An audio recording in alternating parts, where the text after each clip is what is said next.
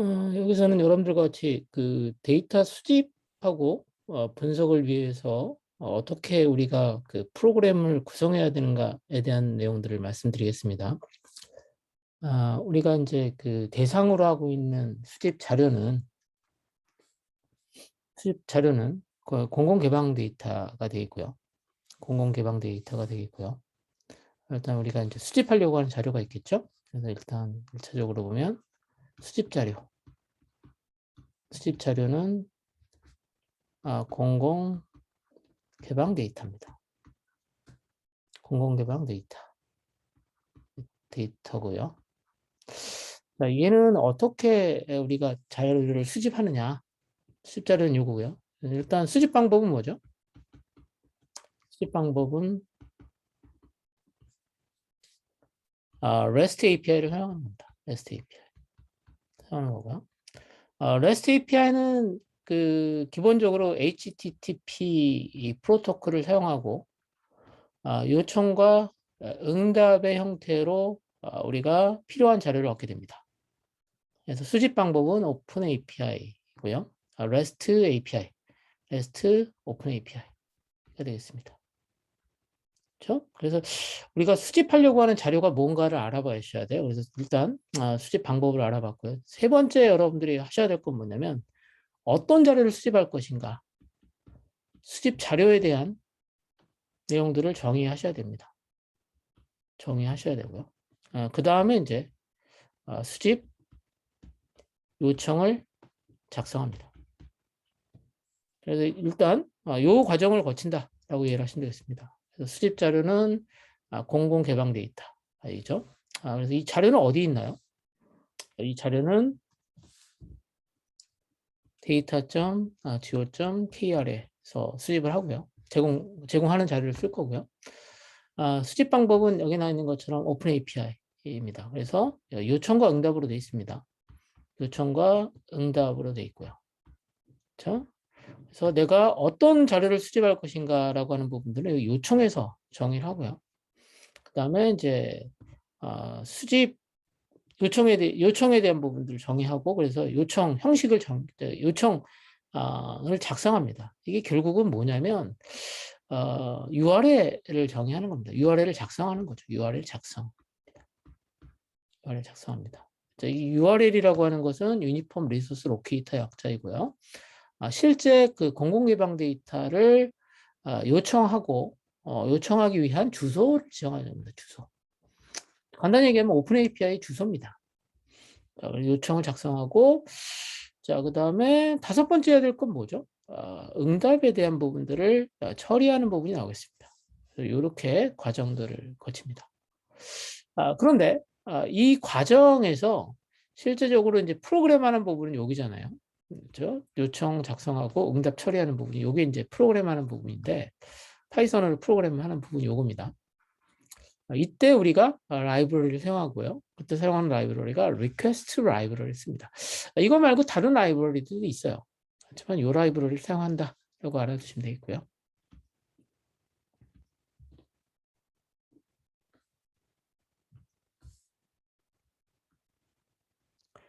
자, 이게 이제 결국은 요청에 대한 것을 어떻게 처리할 것인가에 대한 내용을 보여주는 겁니다.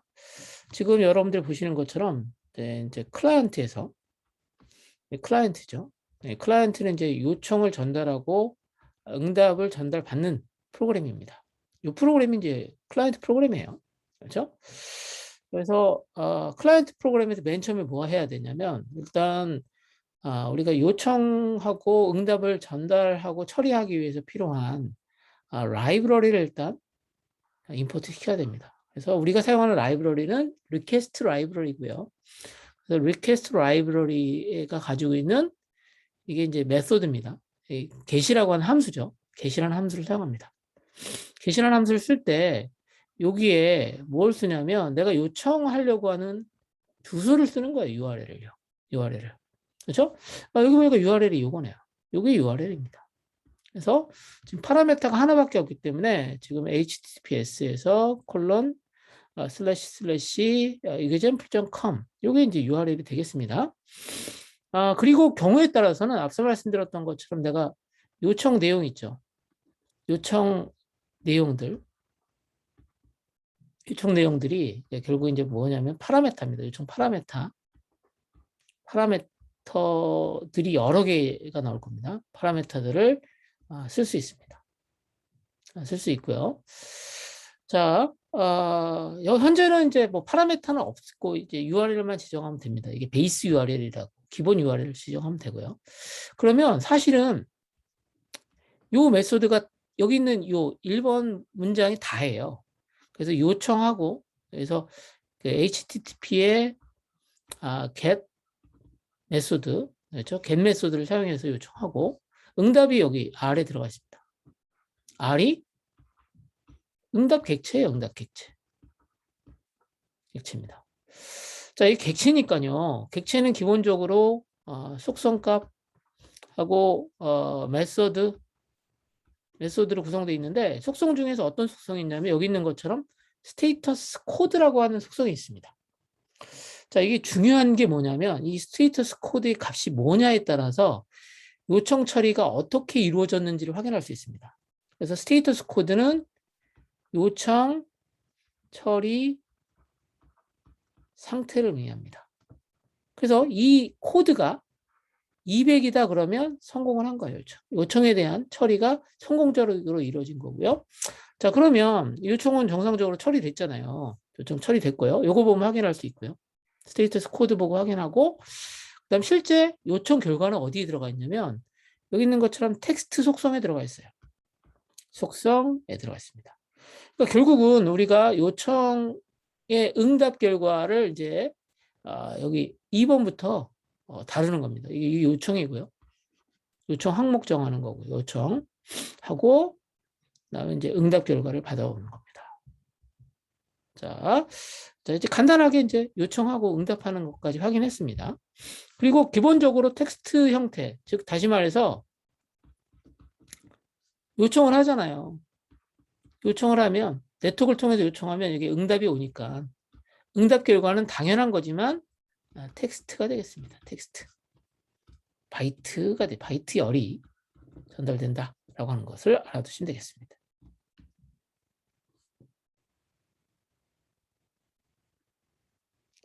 자, 지금은 여러분들 오픈 웨더 맵이라고 하는 오픈 API를 실제 요청 한번 해볼게요.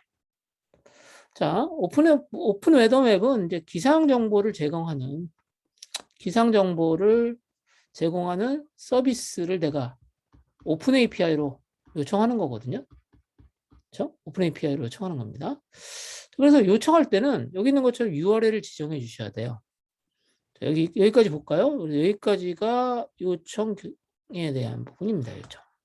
그래서 여기 보시면 여기 물음표 전까지 여기 나왔죠. 자, 이걸 뭐라 하냐면 기본 URL이라 그래요. 기본 URL이라 하고 그 다음에 물음표 문자가 나옵니다. 기본 URL 다음에는 물음표가 나오고 그 다음에 그 다음에 APPID가 나옵니다. 자, 얘가 결국 뭐냐면 파라메타죠. 파라메타가 몇 개가 사용되냐면 2개가 사용됩니다. 자, 2개의 파라메타가 사용되는 거예요. 자, 그래서 파라메타가 지금 요 Q 파라메타가 하나 있고 그 다음에 APPID라는 파라메타가 있는 겁니다. 그래서 여기 있는 것처럼 이름 값으로 파라메타 4개 변수가 구성됩니다. 4개 변수가 구성됐고요. 4개 변수가 구성됐고 자, 이 2개의 매개 변수 사이에는 뭐가 나오냐면 %, 문자가 나온다 라고 하는 겁니다. 자, 근데 간단히 말씀드리면 요 중에 하나라도 URL 구성할 때 오류가 있으면 요청이 잘못된 요청 처리가 되겠죠. 그렇죠? 그래서 여러분들이 여기 나와 있는 것처럼 먼저 여기 있는 CT 값이 여기 들어가고요. 그 다음에 여기는 API 키 값이 여기 들어간다라고 하는 겁니다. 그러니까 아주 간단하지만 여러분들이 오픈 API를 사용해서 요청할 때 꼭 지켜야 되는 URL이 되겠습니다. URL 형식이 되겠습니다. URL이 만들어졌어요. 그러면 이 URL을 여기다가 넣어주시면 되겠습니다. 자, 그럼 요청이 됐고요. 그 다음에 응답은 여기 들어가겠습니다. 자, 여기 들어가 있죠. 그러면 아까 말씀드렸던 것처럼 이게 정상적으로 처리됐는가? 라고 하는 거 어떻게 확인하죠? 아까 보셨지만 스테이터스 코드 확인하시면 돼요. 자, 코드 확인하시면 되고요. 여기 제가 리스판스 응답 객체를 지금 출력한 게 요거예요. 해봤더니 200이 나왔죠. 이게 정상적으로 처리가 된 거를 확인할 수 있습니다. 자, 이렇게 확인하시는 거예요. 자, 이렇게 확인하시고요. 자, 그래서 여러분들이 여기는 다시 한번 말씀드리면, 자, 이게 URL 구성할 때는 여기 베이스 URL이 여기까지이고요. 그 다음에 물음표 나오고, 그 다음에 파라메타들이 나온다. 라고 하는 것까지 말씀드렸습니다. 그래서 요청 URL 구성은 문자열 형태로 만들어진다. 라고 하는 거죠.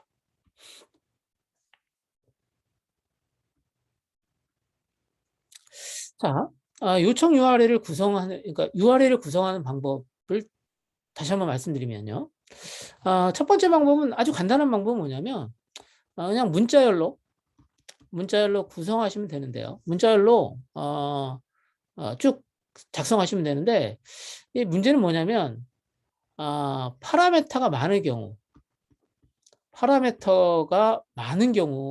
수가 많다. 그러면 이거 문자열이 되게 길잖아요. 그렇죠? 그래서, 리퀘스트 라이브러리에서는 여기 있는 것처럼 get 메소드에서 자, 여기 있는 것처럼 기본 URL을 여기다 주고요. 기본 URL을 주고 바로 전에는 이제 물음표가 나왔었잖아요. 그리고 이제 URL들 파라메타들이 나왔는데 이 부분을 이렇게 파라메타라고 하는 형태의 딕셔너리로 구성을 합니다. 자, 이렇게 딕셔너리로 구성합니다. 그래서 Q 자, 여기 있는 것이 파라메타 이름입니다. name 그다음에 값 value 썼고요. 그다음에 컴마에서 이게 하나가 된 거고 그다음에 또 하나가 요겁니다. 이렇게 해서 지금 두 개의 두 개의 파라메타를 쓰는 거죠. 그렇죠? 요청 파라메타를 두 개 쓰는 겁니다. 그래서 이렇게 구성하셔가지고 응답 결과를 처리하시면 됩니다. 자, 그러니까 무슨 얘기냐면 URL을 구성하는 방법은 여러 가지가 있다.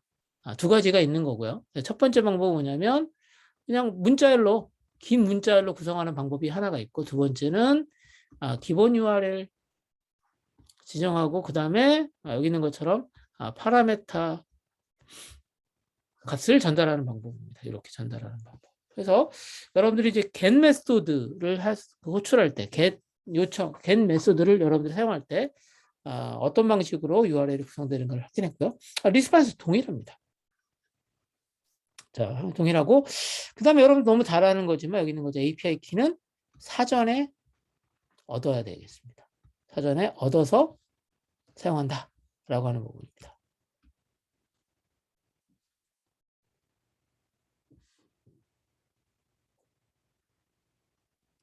자, 정리를 하자면 얘도 마찬가지로 오픈 웨더 맵도 그렇고 다른 오픈 API를 제공하는 서비스 서버들은요. 이게 요청을 하게 되면 응답의 결과로서 스테이터스 코드 값을 제공합니다. 이건 웹에서 나온 거니까 웹에서도 동일합니다. 웹에서 동일하죠. 그래서 웹 응답과 동일한 겁니다. 그래서 응답 상태 코드, 스테이터스 코드 값을 가지고 이 값이 200인 경우는 정상적인 응답이다 라고 하는 거 확인하는 거고요. 자, 여기 보시면 결과 값은 지금 어디에 들어가 있냐면 컨텐트에 들어가 있는데 잘 보세요. 이건 뭐냐면 바이트 열인데요.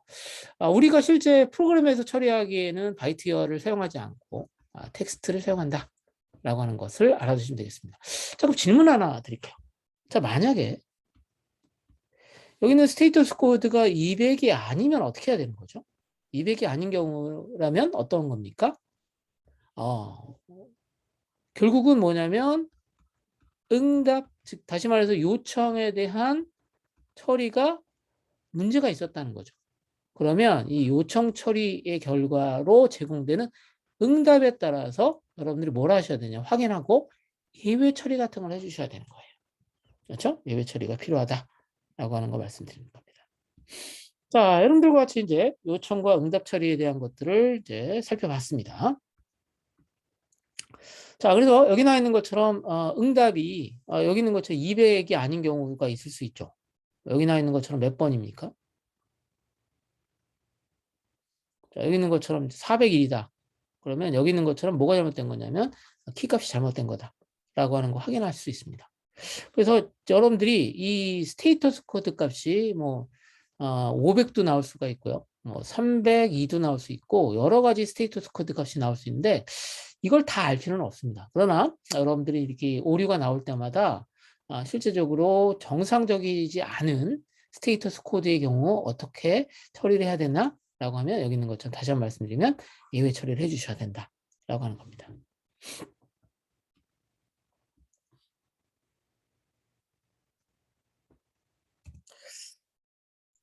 자, 넘어가고요. 이제 여러분들과 같이 이제 실제 그 공공 개방 데이터 서비스, 그렇죠? 얘는 이제 기상청에서 제공하는 건데요. 여기서 제공하는 서비스를 가지고 실제 프로그램을 한번 해보겠습니다. 자, 그래서 여러분들 잘 아시겠지만 이 서비스 주소는요, 여기에요. 서비스 주소. 이렇게 베이스 URL이라고 그랬죠. 기본 서비스의 URL은요, 요겁니다. 요거를 사용하고요. 이 뒤에 이제 여러분들 잘 아시겠지만 파라메터들이 이제 붙게 된다라고 하는 겁니다.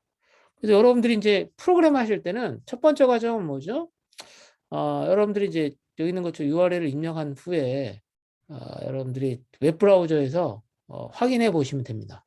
URL 가지고 확인해 보시면 결과 나올 수가 있고요. 그 다음에 이제 실제적으로 내가 웹브라우저 가지고 처리를 했더니 아무런 문제가 없더라. 또는 여기 여러분들이 이제 포스트맨이라고 하는 프로그램인데 이걸 사용할 수도 있습니다. 이거 가지고 확인하시고요. 그 다음에는 여기 있는 것처럼 이제 그 리퀘스트를 통해서 요청 보내고 그다음에 응답 받으면 아까 보셨던 것처럼 응답 리스판스 오잖아요. 그러면 요거 해석해 주시면 됩니다.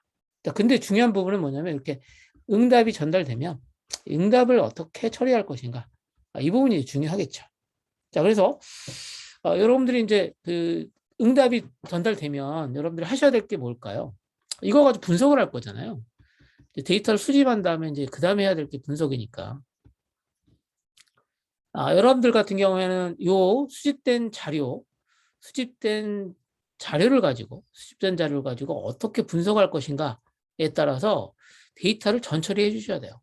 전처리해 주셔야 되고요. 그래서 필요한 자료를 경우에 따라서는 변환한 경우도 있습니다. 그러니까 무슨 얘기냐면 그 요청하고 응답으로 전달되면 요 응답 값은 다 텍스트일 거 아닙니까? 그렇죠? 텍스트니까 얘를 뭐 내가 평균을 구하고 싶다. 그럼 당연히 어떻게 하셔야 돼요? 얘를 플로트나 인트 값으로 바꾸셔야 될 것 같고요. 자, 그렇죠? 자동으로 이런 부분들을 효과적으로 하려고 이제 별도의 라이브러리를 쓰지 않으면 이런 부분들을 파이썬 프로그램에서 하셔야 됩니다. 자, 그래서 여러분들이 이제 목표를 하나 세우셔야 돼요. 그래서 데이터 분석의 목표를 세우셔야 됩니다. 그래서 목표를 어떤 것을 세울 수 있냐? 뭐 다양하죠. 여기 있는 것처럼 기후 변화에 따른 지역별 변화 추이를 한번 분석해 보겠다. 것도 있고요. 그 다음에 이제 우리나라가 이렇게 있으니까 동일 그 기간 동안에 지역별로 이제 이런 값들에 대한 편차 같은 것을 한번 조사해 보겠다라고 하는 거죠. 그런 것들을 확인해 볼 수도 있고요. 그 다음에 이제 아까 얘기했던 것처럼 지역을 하나 정해 놓고요. 예를 들어서 지역을 여기 있는 것처럼 100 대관령입니다. 100 지역의 온도 변화를 이렇게 확인해 보는 거죠. 이렇게 이제 이게 뭐 2001년부터 2020년까지 분석을 해보겠다. 이렇게 할 수 있습니다. 그러면 여러분 한꺼번에 다 요청할 수도 있지만 이게 그 매년 각각마다 이렇게 연도별로 이렇게 얻어온 다음에 이거 합쳐가지고 나중에 분석해도 되거든요. 그래서 뭐 연도별로 지역의 어떤 변화 추이 같은 것을 분석하겠다라고 생각을 해보자고요. 자, 그거에 따라서 이제 요청하는 내용도 달라지고, 그 다음에 이제 수집된 자료를 어떻게 분석하는 분석 자료를 만들 건가라고 하는 부분들도 정해지겠죠.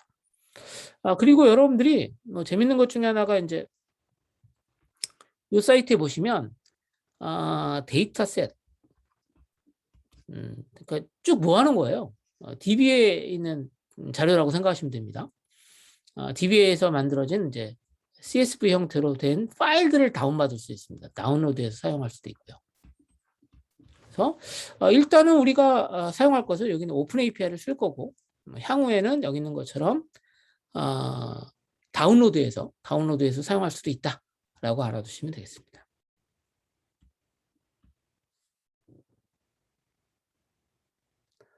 자, 다시 한번 정리를 하자면 우리가 이제 사용할 오픈 API는 ASOS 오픈 API가 되겠고요.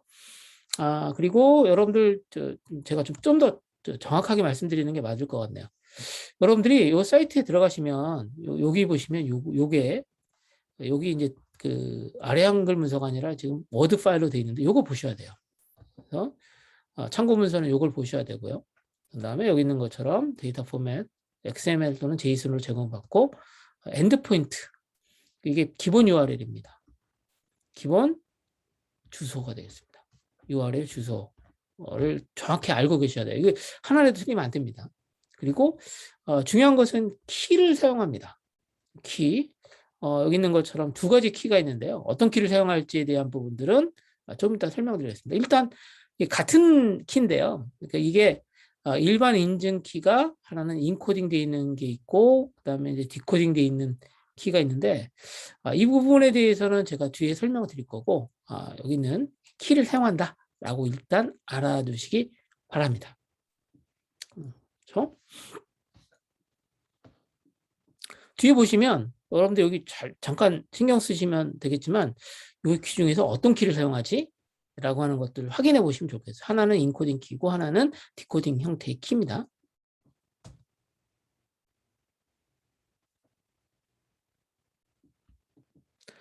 자, 그래서 여러분들이 이 사이트 다시 한번 확인하시라고 말씀드렸고요. 자, 그리고 요거는 다시 한번 말씀드리겠네요. 아까 문서 있었죠? 요겁니다. 요거를 보시면 여기 들어가시면 여러분들이 이제 이게 이제 응답이에요. 어떤 자료들을 제공하는지에 대한 것을 확인할 수 있습니다. 확인할 수가 있어요. 그래서 여기 보시면 내가 이 API를 사용하면 얻을 수 있는 자료들이 많죠. 여기 있는 것처럼 시간도 나오고요. 그 다음 평균 기온, 최저 기온도 나오고 여기 있는 것처럼 최저 기온 시간도 나와 있어요. 언제 특정한 날에 언제 그 가장 온도가 낮았는가라고 하는 것을 알 수 있죠. 그렇죠? 최고 기온도 나오고 최고 기온 날짜도 알 수 있습니다. 그러니까 여러분들이 이제 그 여행을 간다라고 하면 언제가 가장 춥지? 라고 하는 것들을 좀 신경 써야 되잖아요. 그런 것처럼 여기 있는 것처럼 최저 기온, 최고 기온 날짜 확인할 수 있습니다. 아마 여러분들이 분석하는 것 중에서 여기 있는 것처럼 최저나 최고 기온들 같은 것도 한번 분석해 보면 좋아요. 이제 과거에는 최고 기온이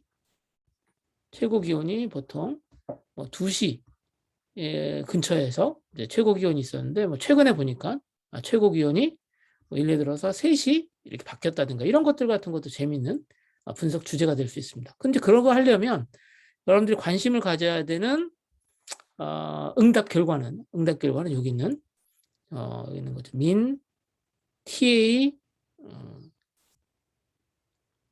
이거죠. 여기 있죠. H 잘 안 보이는데요. MT입니다. HMT인 것 같아요. 그렇죠? 자, 여기 있는 것처럼 이제 이런 시간들 같은 것들 정보를 보는 거고요. 그다음에 강수량 정보도 좀 나와 있네요. 그렇죠? 강수 비가 온 연속 시간들 얼마 나오는가를 확인할 수 있어. 근데 재밌는 건 뭐냐면 이게 다 있지는 않겠죠. 비가 안 오는 날은 당연하지만 특정 정보는 없게 되겠습니다. 그리고 경우에 따라서는요. 특정 값이 미싱되는 경우, 값이 없는 경우도 있어요. 값이 없는 경우도 있을 수 있습니다. 값이 미싱되는 경우도 있다라고 하는 거 꼭 확인해 주세요. 그러니까 여러분들 오픈 API로 받은 자료가 완벽한 데이터라고 생각하시면 안 돼요. 그래서 특정 값이 빠져 있는 경우도 있을 수 있으니까 그런 경우는 여러분들이 처리를 해주셔야 된다라고 하는 거 다시 한번 말씀드립니다.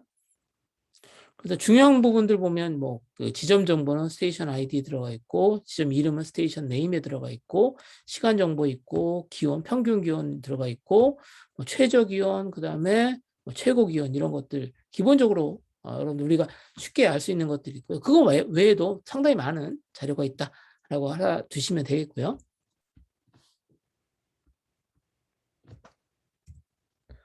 자, 그래서 여러분들이 이제 맨 처음에 하셔야 될 게 뭐냐면 요청 URL을 만드는 겁니다. 그렇죠? 맨 처음에 이제 그 오픈 API 쓰시려면 URL을 만드셔야 되잖아요. 그래서 여기 이제 URL을 만든 겁니다. 이 보니까 서비스 키 확인하셨나요? 요 키를 쓰는 겁니다. 보니까 이게 인코딩 키하고 디코딩 키가 있었는데 어떤 키인가요? 확인 한번 해볼까요? 자, 확인 한번 해볼게요. 어떤 키를 사용하나요?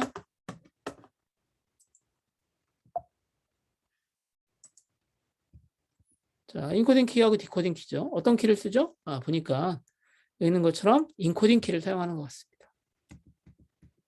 자, 그래서 인코딩 키를 쓰고요. 그래서 여러분들이 보시는 것처럼 여기 서비스 키라고 하는 매개 변수 파라메터에다 넣어주셔야 돼요. 이 값은 여기는 서비스 키에 넣어주셔야 돼요. 확인되셨나요? 여기 있는 것처럼 서비스 키에 지금 우리가 승인 받아서 제공받은 서비스 키가 들어가고요. 그 다음에 이제 페이지 번호 값을 1로 지정했습니다. 디폴트 값이고요. 내가 몇 개의 자료 얻어올 건가는 여기 있는 것처럼 넘버 오브 로우에다 넣습니다.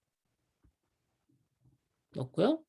그 다음에 여기 매개 변수하고 매개 변수 사이에는 어떤 게 사용되냐면 어떤 문자가 사용되냐면 여기 있는 것처럼 자 여기 있죠. 앰퍼센트 문자가 쓰고요.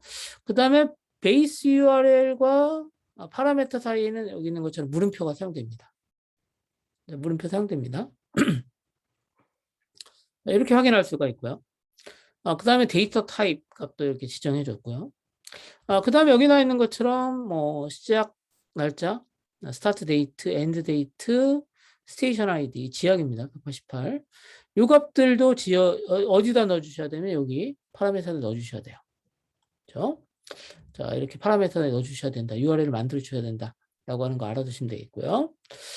자, 그래서 이렇게 URL을 지정할 수 있고요. 지정할 수 있는 방법도 있고, 그 다음에 여기 있는 것처럼 너무 복잡하잖아요. 그래서 여기 있는 것들을 이렇게 함수로 만듭니다. 그래서 set URL이라고 해서 여기 있는 서비스 키 전달하고, 그다음 넘버 오브 러, 그 다음에 시작 날짜, 엔드 날짜, 그 다음에 스테이션 아이디 이렇게 주면 얘를 부르면 이제 아까 얘기했던 것 URL을 만들어주고 만들어진 URL을 이렇게 여러분들 확인하시면 됩니다.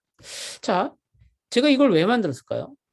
만든 이유는 뭐냐면 여러분들이 요 결과 값을 가지고 요거잖아요. 요 쭉 나온 요거를 웹브라우저에서 넣어보시라고요.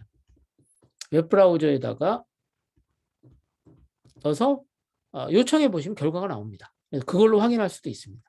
그래서 여러분들이 요청 파라메터 확인하셔가지고 구성하셔야 된다라고 하는 거 다시 한번 말씀드리고요.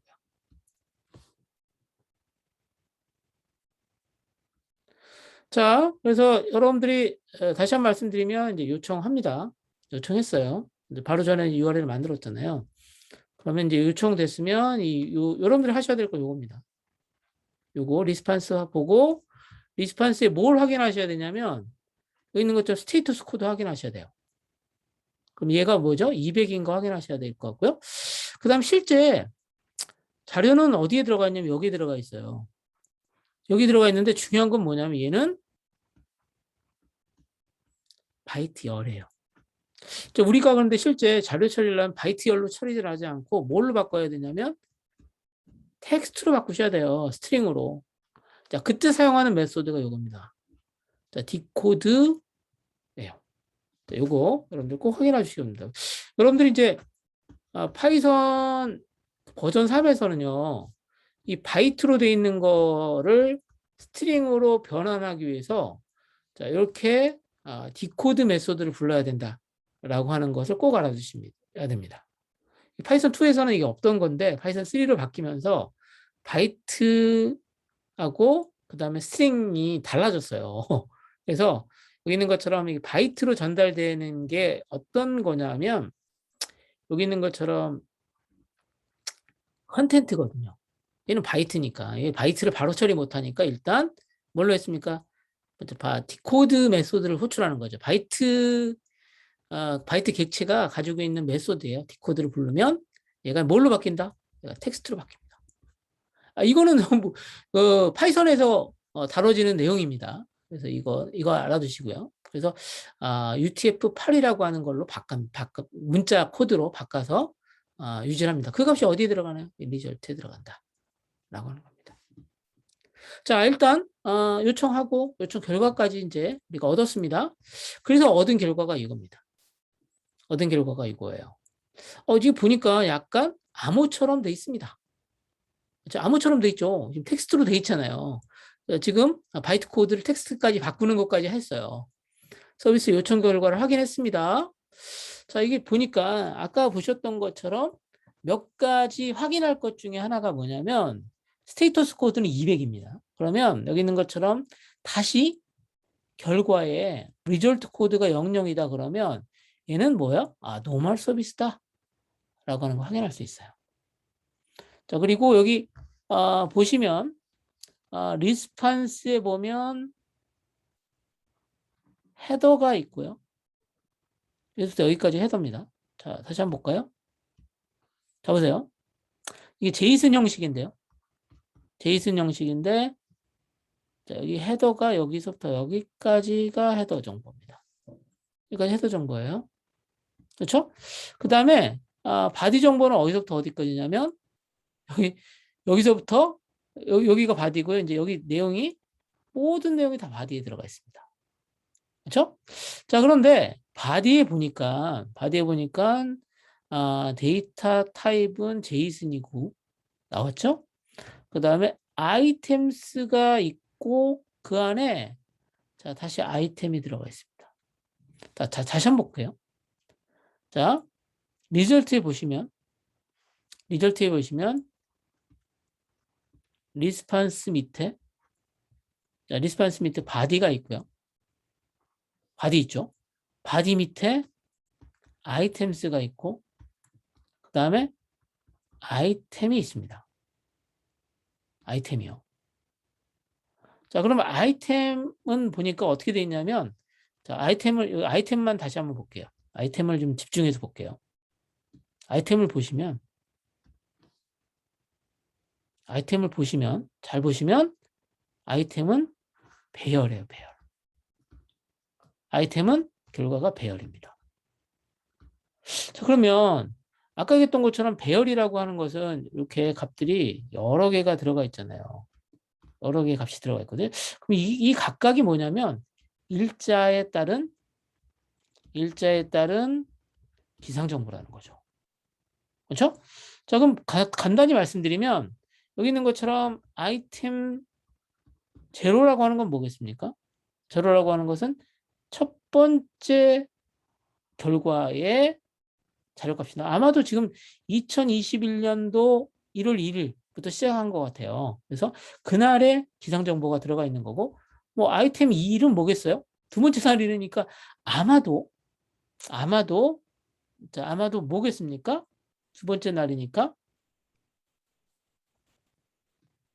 2021년도 1월 2일 정보가 되겠죠. 그렇죠? 자, 그리고 여기 보시면 이 각각 해당되어지는 값을 보면 스테이션 네임 들어가 있고 시간 나와 있고 그 다음에 여기 있는 것처럼 평균 기온이죠. 그날의 평균 기온입니다. 3.6도였네요. 그날이 1월 1일인데 3.6도였고요. 그 다음에 최저 기온은 0.6도였고요. 그 다음에 여기 있는 것처럼 그 시간인 것 같아요. 5시 39분이 여기 있는 것처럼 0.6도였던 날짜였고요.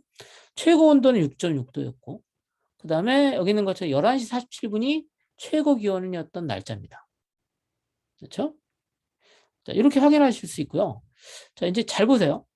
여기 보면 이렇게 값이 없는 경우가 있어요. 이겁니다.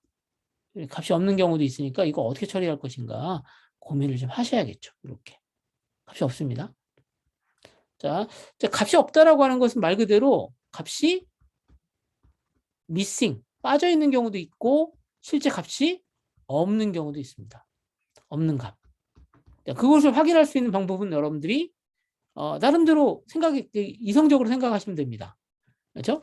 예를 들어서 기온이다, 평균 기온이다 그러면 어디 있죠? average TA 값이 빠졌다. 그러면 얘는 말 그대로 미친 값이 되는 거고요. 그 다음에 여기 있는 것처럼 뭐, 그 강수량이다. 그러면 그날 강수가 없었으면 비가 오지 않았거나 눈이 오지 않았으면 그것은 없는 값이 될 겁니다. 자, 그렇게 해서 여러분들이 각각의 내용들을 확인하셔야 되는 거고요. 그래서 맨 처음에 하셔야 될 게 뭐냐면 이렇게 응답 결과가 나오면 응답 결과를 확인하셔야 되고요. 근데 이걸 가지고 확인할 수는 없죠. 왜냐하면 지금 내가 400일 동안의 자료를 요청한 거거든요. 2021년도 1월 1일부터 400개의 자료를 요청했으니까요. 뭐 400개는 아니겠죠. 왜 그러냐면 이게 올해 2021년도 12월 31일까지도 365일이니까 그거보다 더 적은 값이 올 겁니다. 자, 이렇게 해서 오면 이 값은 텍스트예요. 이 값을 사용하려면 어떻게 하셔야 되냐면 응답 결과를 일단 제이슨으로 바꾸셔야 됩니다. 제이슨으로 되어 있는 것을 텍스트 형식입니다. 텍스트 형식이 제이슨 형태로 되어 있으니까 얘를 얘죠. 제이슨으로 텍스트를 제이슨 함수로 호출하면 얘로 바뀌어요. 여기는 alias인데 얘가 뭐냐면 여기 있는 것처럼 딕셔너리예요. 딕셔너리라고 하는 건 뭐죠? 파이썬에서 제공하는 자료형이잖아요. 우리가 사용하기 편리합니다. 자, 그래서 그 텍스트를 여기 있는 것처럼 파이썬의 딕셔너리로 바꿨어요. 파이썬의 딕셔너리를 바꿔서 저장을 했습니다. 여기 들어가 있습니다. 그러면 딕셔너리에서 자료를 찾을 때는 아까 얘기했던 것처럼 어떻게 찾냐면 자, 리스판스 밑에 바디 밑에 아이템스를 찾아요. 자, 그러면 그 해당되는 값을 얻어온 게 요겁니다. 그 다음에 여기서 다시 아이템을 찾아요. 그러면 자, 아이템은 아까 뭐였었죠? 아이템은 뭐였냐면 배열이었어요. 기억나세요? 아이템은 배열이었습니다. 자, 다시 한번 확인해 볼까요? 자, 아이템 확인해 보겠습니다. 자, 보세요. 자, 아이템으로 갈까요? 자, 여기입니다. 아이템. 자, 제이슨 형식을 보면 요거 아이템에 콜론 나왔죠. 콜론 다음에 값이 요거예요. 근데 자, 제이슨은 기본적으로 네임하고 밸류로 돼 있는데 밸류가 이렇게 여는 브래킷과 닫는 브래킷으로 되어 있으면 얘는 배열이라거든요. 배열로 되어 있죠. 여러 개의 값을 갖는다는 거죠. 자, 여러 개의 값을 가지고 있습니다. 자, 그렇게 확인했고요. 자, 확인했습니다. 그래서 여러분들이 지금 어떻게 확인할 수 있냐면 여기 0이니까 첫 번째 자료값이고요. 내가 아까 얘기했던 것처럼 두 번째 자료값이다 그러면 아이템 2를 하시면 되고요. 맨 마지막 값을 알고 싶다 그러면 어떻게 해요? 아이템 한 다음에 아까 얘기했던 것처럼 아이템에 이렇게 랭한 다음에 마이너스 1 하시면 마지막 자료가 얻어지겠죠. 그렇죠? 자, 마지막 자료를 얻어질 겁니다. 자, 그래서 일단 기상 정보는 다 어디에 들어가 있냐면 여기 있는 거죠. 여기 아이템에 들어가 있습니다. 그래서 기상 정보를 보면 다시 한번 정리를 좀 할게요. 기상 정보는 리스판스의 밑에 바디에 들어가 있고 바디 밑에는 다시 아이템스가 들어가 있고 아이템스 밑에 아이템이 들어가 있는 게 실제 자료는 여기 들어가 있습니다. 그리고 얘는 배열이다 라고 하는 거예요. 그래서 배열 기상 정보를 이렇게 하나하나 얻어올 수 있다 라고 하는 거예요. 전체 아마 226개가 들어가 있는 것 같습니다. 랭스를 했잖아요. 그렇죠? 자, 여기까지 여러분들이 제이슨을 뭘로 바꿨어요? 제이슨 텍스트를 지금 딕셔너리로 바꾸는 것까지 확인해 봤고요. 자, 그래서 여기 여러분들이 리스폰스를 확인하면 딕셔너리 타입이에요. 그렇죠? 그리고 여러분들이 지금 응답에 대한 것을 확인하려면 아까 보셨지만 리스폰스는요. 리스폰스는 지금 헤더가 있었죠? 헤더가 있었고 그다음에 바디가 있었죠. 실제 자료는 여기 들어가 있는데 헤더에는 뭐가 들어가 있었어요? 헤더에는 뭐가 들어가 있냐면 여기는 응답에 대한 상태 정보가 나옵니다. 응답에 대한 요약이 들어가 있다고 생각하시면 되겠네요. 응답에 대한 요약. 그래서 리절트 메시지에 보시면 여기 있는 것처럼 노멀 서비스다 그러면 정상적인 값을 얻어온 겁니다. 자, 그래갖고 그 다음에 여러분들 딕셔너리잖아요. 딕셔너리는요. 파이썬의 딕셔너리는요. 여기 있는 것처럼 키스라고 하는 걸 사용하면 모든 딕셔너리에 있는 키 값들을 다 얻을 수 있습니다. 파이썬의 그 딕셔너리는 키, 그 다음에 밸류로 돼 있잖아요. 그렇죠? 그래서 여기 있는 것처럼 이렇게 얘들이 키가 되는 거예요. 자, 그럼 여러분들은 뭐 하셔야 되냐면 각각 이 키가 무엇을 의미하는가? 무엇을 의미하는 기상정보인가? 기상정보인가? 확인하셔야 돼요. 뭐 가지고 확인하죠? 뭐 가지고 확인해야 되냐면, ASOS에서 제공하는 다큐먼트 파일이 있었죠. 서비스 매뉴얼 보시면 나와 있습니다. 내가 관심 있는 걸 찾아보셔야 되는 거죠. 자, 이렇게 여러분들과 같이 이제 요청 이후에 응답이 텍스트로 돼 있고 얘를 뭘로 바꿨어요? 딕셔너리로 바꾸는 것까지 확인했습니다. 자, 그다음에 그래서 이제 재밌는 것 중에 하나가 뭐냐면 지금 기상 정보를 확인했잖아요. 기상 정보를 얻어왔잖아요. 그렇죠? 그래서 기상 정보는 여기에 들어가 있어요. 어디 있냐면 여기 리스판스에 바디에 아이템스에 아이템에 들어가 있어요. 이게 기상 정보거든요. 그렇죠? 그럼 이제 스테이션 정보를 얻으려면 어떻게 얻으면 돼요? 어떻게 얻으면 되죠? 뭐 스테이션 네임은 어디 들어가 있나요? 여기 있는 것처럼 웨더 인포에 첫 번째 자료 확인하면 됩니다. 여기 보면 스테이션 네임 이렇게 해서 얻어오시면 돼요.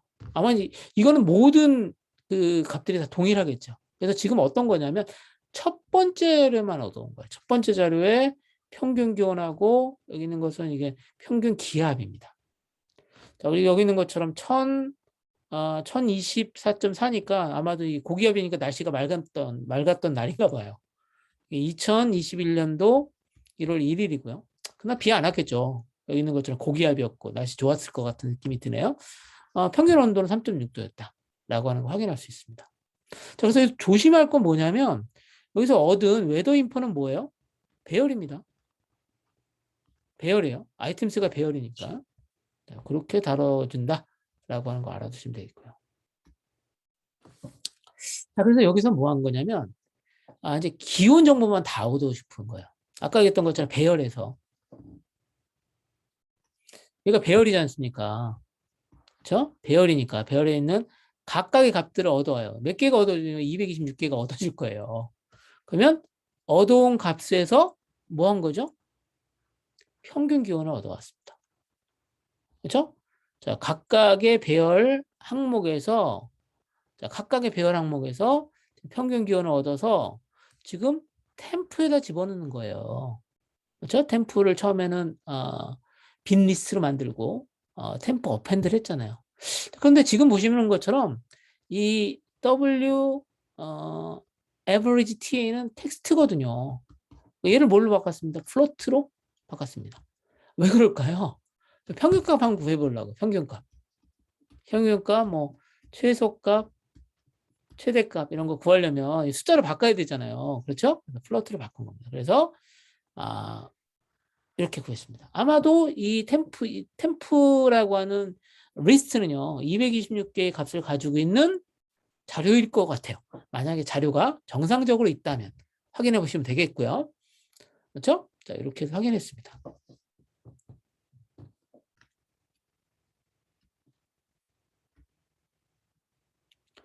자, 그러면 이렇게 얻어왔잖아요. 이렇게 얻어왔어요. 자, 그 다음에 이제 우리가 뭐 할 거냐면, 자료가 아까 보셨던 것처럼 226개의 자료가 있는데, 자, 뭐 아까 얘기했던 것처럼 뭐 3.6, 뭐 2.5, 뭐 마이너스 3.21, 3.2, 2.5 이게 쭉 들어갔다고 생각해 봅시다.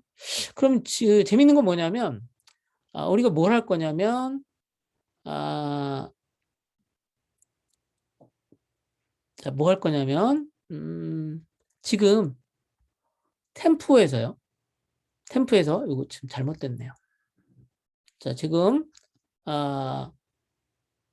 온도가 아니라 평균 기온이죠. 평균 기온입니다. 평균 기온 리스트에서 가장 낮은 날짜를 찾아보는 게 아니라 잠깐만요. 이거 잠깐만요. 잠시만요. 요거 먼저 할게요. 요거 먼저 할게요. 자,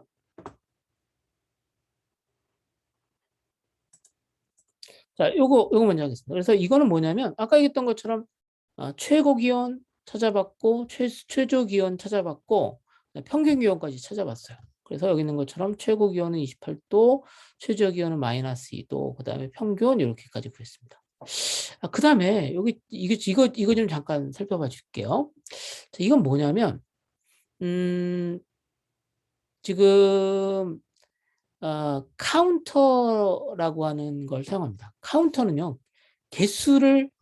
빈도를 구하는 객체입니다. 빈도를 구하는 객체이고요. 자, 얘를 어떻게 사용하는지부터 먼저 설명할게요. 그래서 약간 앞으로 가야겠네요. 그렇죠? 앞으로 먼저 할게요. 자, 여기입니다. 일단 여기는 설명은 좀 지우고요. 과감하게 지우겠습니다. 자, 설명을 이렇게 지우고요. 자, 이제 이게 뭐냐면 컬렉션 클래스의 카운터라고 하는 자료 구조예요. 자, 컬렉션이 가지고 있는 카운터라고 하는 자료 구조인데요. 아까 보셨던 것처럼 지금 뭐라는 거냐면 지금 뭐 12.5, 12.8, 20.3 이런 값들이 쭉 기온이 나와 있으면 이걸 가지고 가장 빈도가 높은 빈도순으로 기온의 빈도수로 한번 자료를 정리해 볼 겁니다. 자, 여기 잠깐 볼게요. 그러면 좀 예를 한번 들어보는 게 좋겠네요. 자, 어떻게 할 거냐면 지금 자료가 1.2, 1.2, 1.4, 2.5, 자, 4.1, 5.8 이렇게 지금 하나, 둘, 셋, 넷, 5개가 있다. 자, 그러면 지금 보면 이게 그 기온 정보거든요. 기온이라고 생각해 봅시다. 그러면 지금 1도인 날이 며칠이 있었던 거죠? 1도인 날이 하루에 있었고 둘이 있었고요. 그다음 2도인 날이 하루가 있었던 거고, 그다음 4도인 날이 하루가 있었고, 그렇죠? 5도인 날이 하루가 있었던 것 같아요. 그렇죠? 지금 이거 뭘 한 거냐면 일단 자료를 좀 그룹핑을 해볼 거예요. 자료를 그룹핑.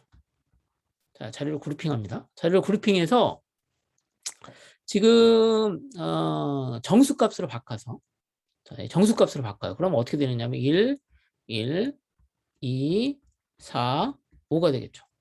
정수값으로 바꿔서 자, 얘들이 나오는 빈도수를 카운트하는 겁니다. 그게 이거예요. 그래서 카운터라고 하는 자료 구조는요. 자료 구조 카운터는요. 어떤 용도로 쓰는 거냐면 자, 여기 있는 것처럼 일단 템프 값을 일단 정수 값으로 바꿔서 구성합니다. 자, 지금 맵 함수를 쓴 거죠. 자, 그 다음에 카운터에다가 지금 템프를 집어넣습니다. 이걸 집어넣은 거죠. 그러면 most common 가장 빈도수가 많은 자료 순으로 이렇게 나올 거예요. 이렇게 쭉 나오는 거죠. 자, 그런데 이 중에서 0이다. 그럼 뭡니까? 이 자료 중에서 첫 번째 자료죠. 첫 번째 자료. 그래서 27, 19가 나오는 겁니다. 그러니까 보니까 이게 연중, 이 지역에서는 27도인 날짜가 19일 있었다라고 얘기를 하시면 되겠습니다. 그러니까 27도인 날짜가 19일 정도 되는 거죠. 그러면 이거 대충 뭘 볼 수 있냐면, 이게 여름이, 그러니까 27도인 날짜가 19일 정도 돼 있었다라고 하는 걸 확인하는 거죠. 자, 그러면 여름에 평균, 여름에 이게 27도니까 여름일 거 아닙니까? 초여름이니까 초여름에 27도 정도가 나왔다. 이렇게 기간들이 있었다라고 하는 거 확인할 수 있는 거고요. 자, 그럼 이거 보고 어떻게 할 수 있냐면, 올해는 평년에 비해서, 여기 있는 것처럼 작년이나 재작년에 비해서 평균 기온이 27도인, 그러면 꽤 높은 날짜잖아요. 그 날짜가 꽤 많이 19일이나 됐었다라고 하는 거 확인할 수 있는 거고요. 그래서 이거 가지고 자료에 대한 어떤 것을 이제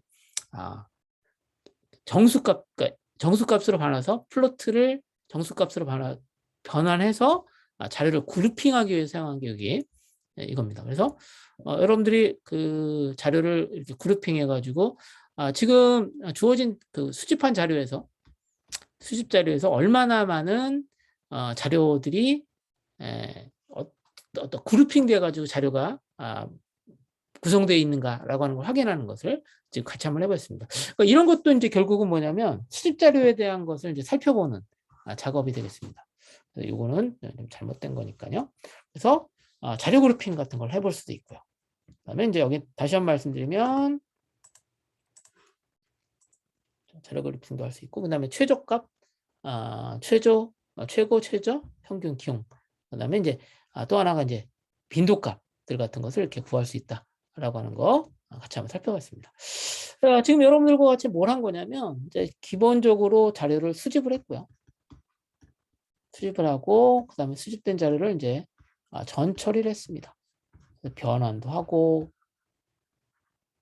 해가지고 자료의 특성 같은 것들도 우리가 살펴보는 작업들을 해봤습니다.